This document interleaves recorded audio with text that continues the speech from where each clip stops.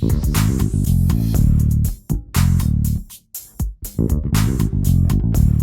everybody, so I thought it might be a useful kind of thing to give you some pointers, especially people who are new to, say, the 5-string bass.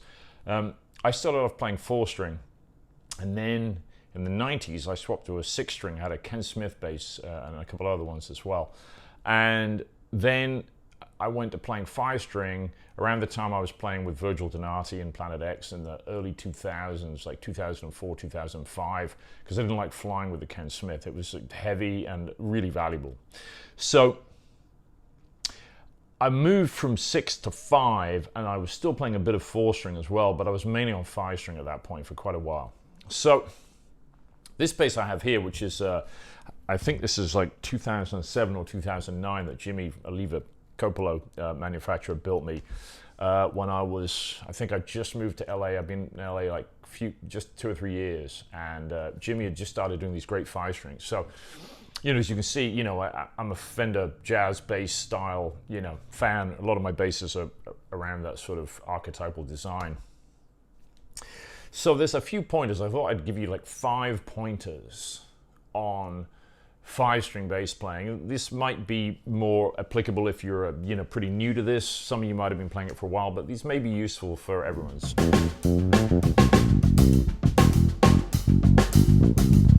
First thing I would say is if you've got a 5-string or any bass with more than 4 strings, so you're learning a new set of parameters with that instrument, practice the stuff that you play using the E string on the B string, because a lot of the time I find with students of mine, if they have a 5, they'll know the first literally 2, 3, 4 notes on the B string, but then when it comes to this area, it's really gray.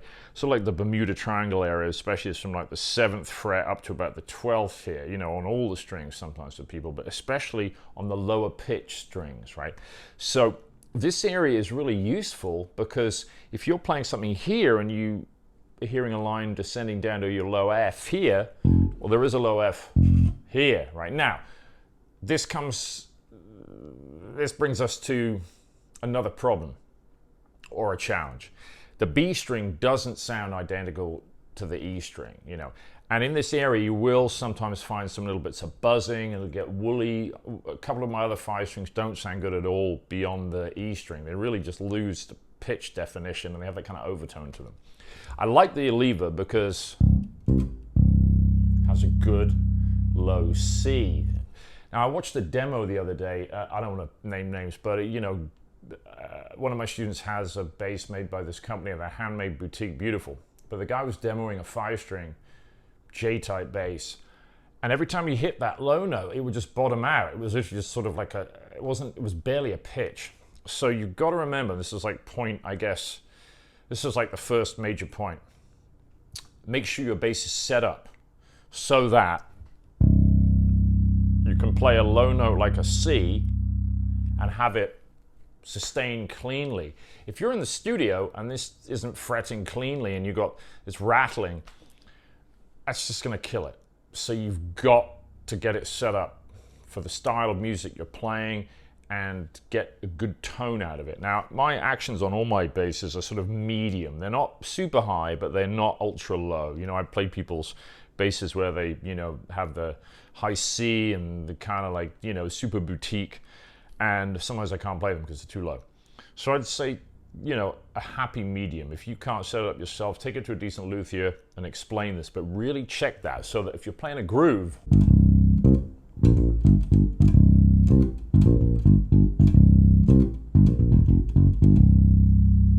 see what I mean? It's got to be clean. It's so important.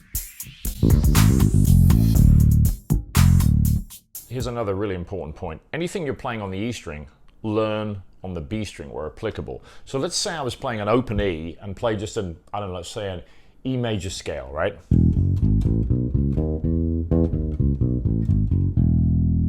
Let's play it here, all fretted notes.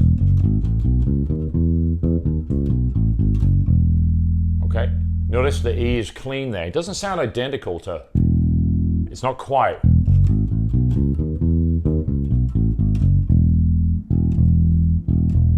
But it's pretty close, all right? That's why I really like this bass, because of the usable notes.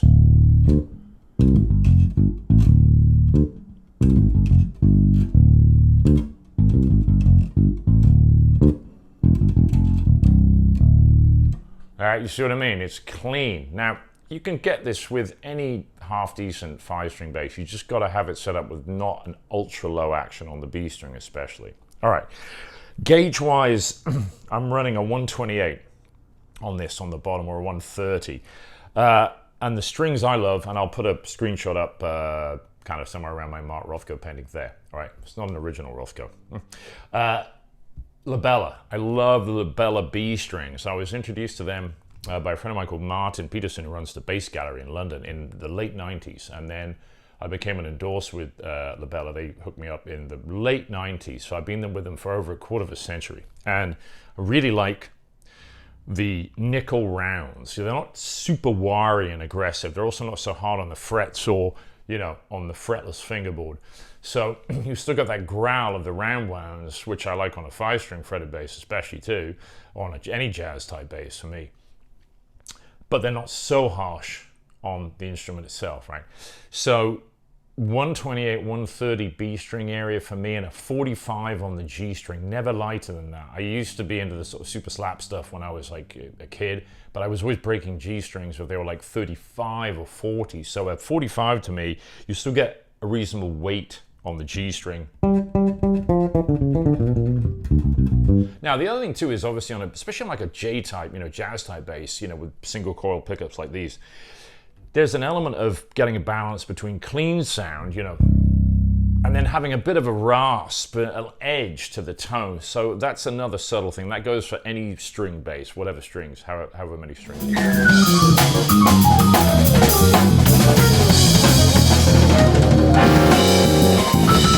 So on a jazz bass, you know, tone setup, this might be another whole separate video, but just so you know, I'm running this with mainly back pickup, about 25% front pickup, and then the EQ I have about 30% bass boost. The treble is up about 20%, the treble boost. And then the thing I like about this bass too, there's a passive tone, okay? So the passive tone is rolled pretty back, so I can't get too much super high E on it. That's just, I don't love that sound personally, you know. So if I open this up, you'll hear what I mean. Right, and it's a nice sound because I'm not jacking the treble boost, the active boost, right? It's only up a little.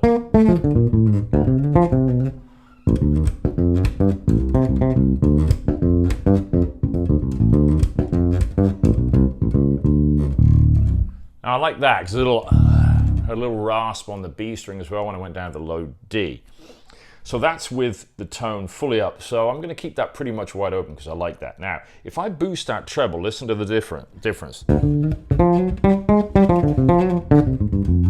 It's just getting to that point where I don't love that much boost on it. Although the preamp on this is pretty musical because I'm not like into the super accentuated highs or lows on stuff. So now, what I was talking about playing things on the E and then playing them on the B. So let's say you're playing an E major 7 arpeggio. Look, E, G sharp, B, D sharp, E, right? Always come back down to E, D sharp, B, G sharp, E. Do it here. E, G sharp, B, D sharp, E, D sharp, B, G sharp, E. See, now you're starting to get familiar with this part of the neck.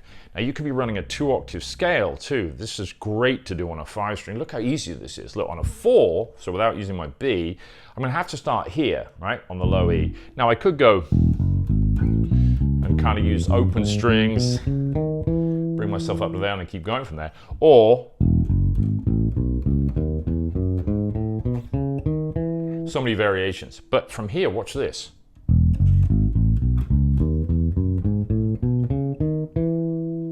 It's so easy.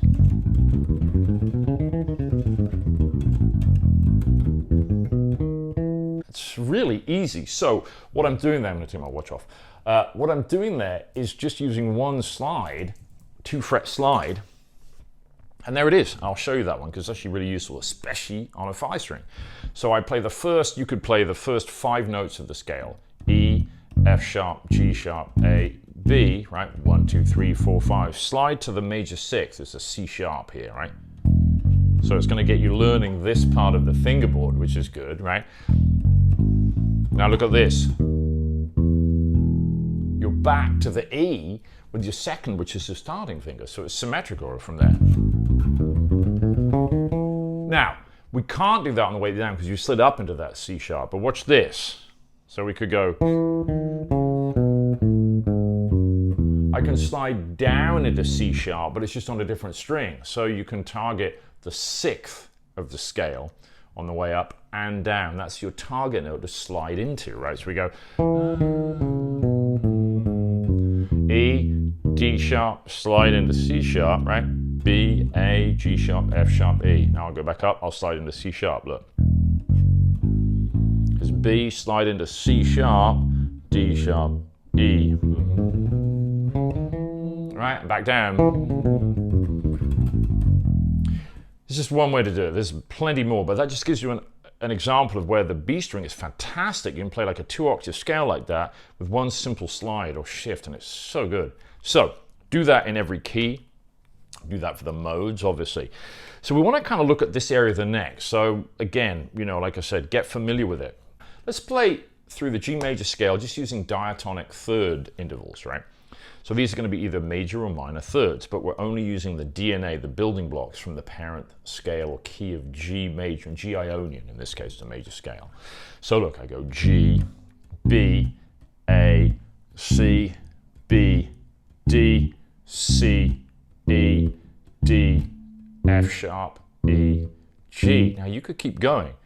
F sharp, A, G, B, A, C, B, D, and the last pair in this position without playing extended fingering is C to E, you see? So,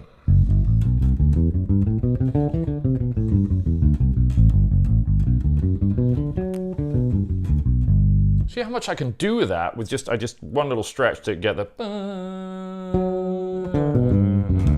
that major 7 there. So this is a really good thing to do, and of course, usual stuff, do it in all keys. But focus, what I would do is actually work up chromatically, because we're really working on, I don't see much value in this one, so much jumping a 4th, starting on E and then going to A here. I go, let me run those things in E major, like Rufus was saying, let's do it 2 octaves, do the major third exercise. Up a half step, do F major, run that position, F sharp or G flat, G like that, you see. So you're really forcing yourself to incorporate everything on the B that you did on the E string, right? Okay.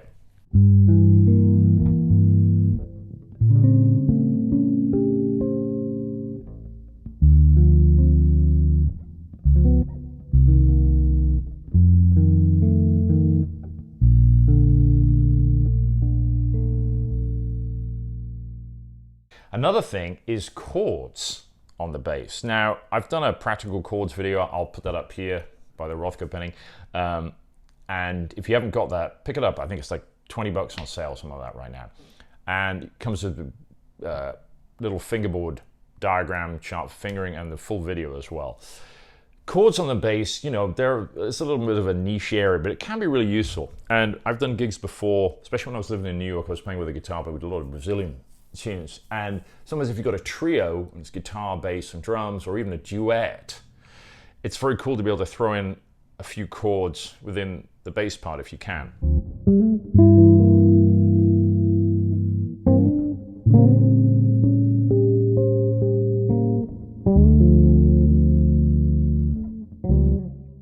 Now, on a 4-string bass, let me give you a really good example of this. Let's say if we want to play a dominant 7.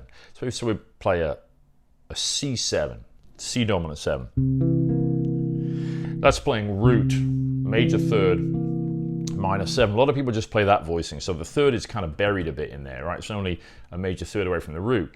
It's not awful, but it's muddy. Better thing is to spread it out.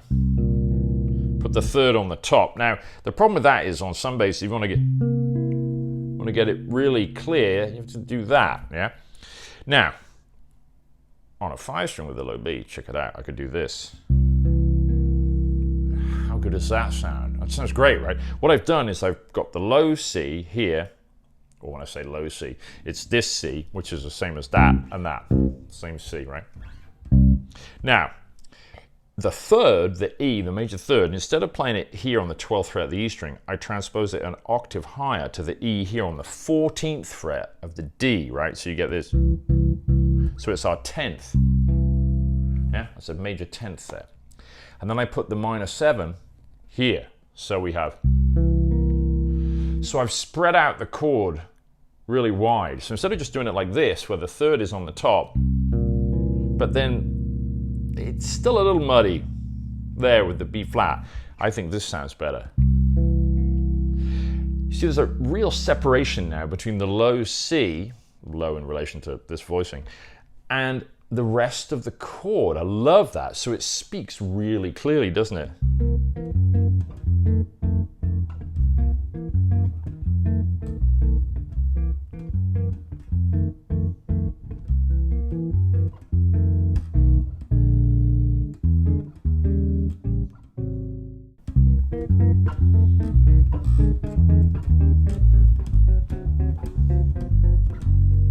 So, chords, spread those out, you know, look at the voicings. It's always a good idea if you can move the third as far as you can away from the root, at least transpose it an octave higher so it becomes a 10th in the chord. So this was a dominant. If I lower the third by a half step to a minor third, I get C in ascending order, E flat, B flat, isn't it? So C minor. Now what if I wanted to play C minor 7 to F7 to B flat? That's pretty, right? So we have this.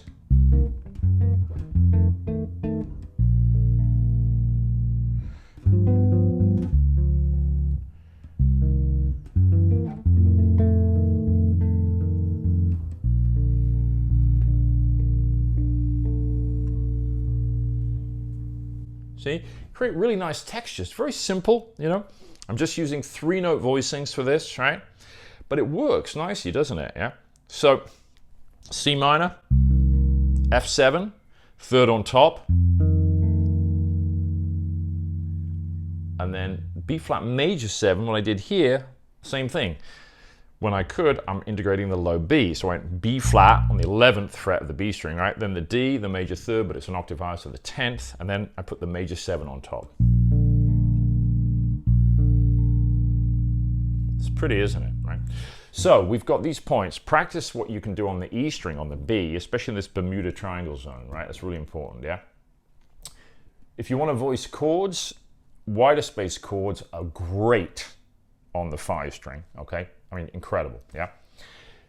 Get the bass set up with a decent action so that the notes, especially these notes that are exclusive to the B string, sound good. This is like, you know, where it's otherwise there's just no point in having the instrument, is there? It's got to sound good on that low C, the open B, you know, the D, you know. These are very common keys for songs like C, C minor, over C7, D, you know. Think about the practicalities of where you're really going to use it, right? But do get familiar with this area because that could save you in a situation also when you're reading and you've got to be jumping around from registers, but you've got all of these notes that are on the E string here, repeat here, of course, on the B, so learn that, yeah? All right, as we said, don't overuse it and think about context, where it sounds really good and where it might not fit in terms of the idiom, yeah? All right, don't forget, support the channel, please. Do like and subscribe. Hit the like button, it really helps.